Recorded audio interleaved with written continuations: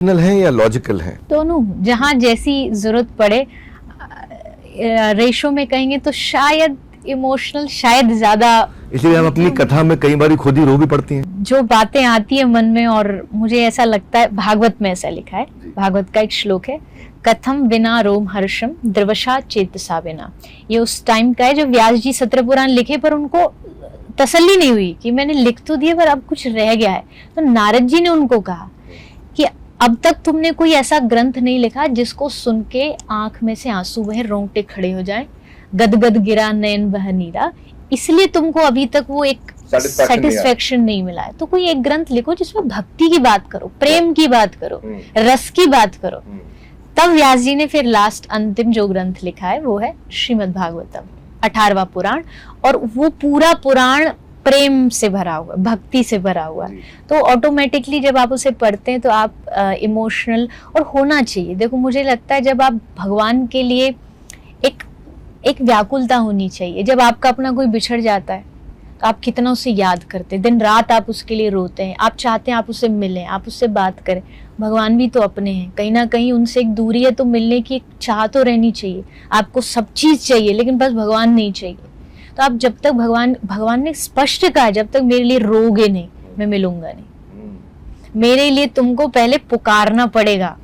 हमारे ब्रज में गाते, कन्हैया कन्हैया पुकारा करेंगे, लताओं में ब्रज की गुजारा करेंगे, कहीं तो मिलेंगे वो बांके बिहारी, चरण पड़ उन्हें हम मनाया करेंगे। कभी तो मिलेंगे, हम रो रो के पुकार। मीरा की भक्ति क्या थी? रोना, गाना और नाच के भगवान को रिझाना। तो और महाप्रभु जब रोते, होरी होरी कहे प्रभु गोमन करीला, कृष्ण बोली उठी व्याघ्र नाची ते लगीला।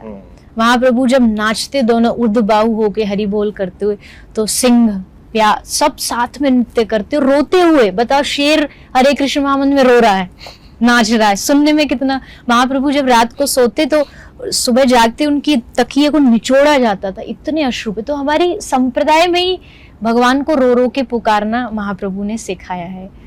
तो मुझे लगता है ये सबके भीतर एक होना चाहिए, ये एक पार्ट, कि जहाँ भगवान के लिए उनको इमोशनल फील हो।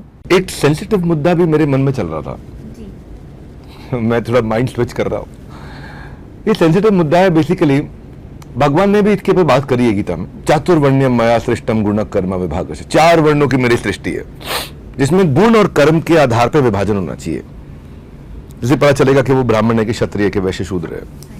इसलिए मैंने एक बार चर्चा करी थी लल्लन टॉप पे, तो उसमें से वीडियो काट के लोगों को लगने लगा कि मैं शायद ये कहना चाह रहा हूँ कि ये ऊंचे हैं नीचे हैं, जबकि मैंने कहा था कि गुण और कर्म के आधार पे भगवान कंफर्म करते हैं, जन्म के आधार पे नहीं कि आप कौन सी जाति की हो, आपकी जाति क्या है। साइकोफिजिकल नेचर, गुण साइकोलॉजी, कर्म फिजियोलॉजी, साइकोफिजिकल नेचर के हिसाब से। क्योंकि भगवान तो कहते हैं कि विद्या विनय संपन्न ब्राह्मणे गवि हस्तिनी, चाहे ब्राह्मण हो, चाहे गाय हो, चाहे हाथी हो, शुनि एवं स्वपाके, चाहे कुत्ता हो या कुत्ते को मार के खाने वाला हो, पंडिता समदर्शिना, सबको समान दर्शन से देखा जाना चाहिए।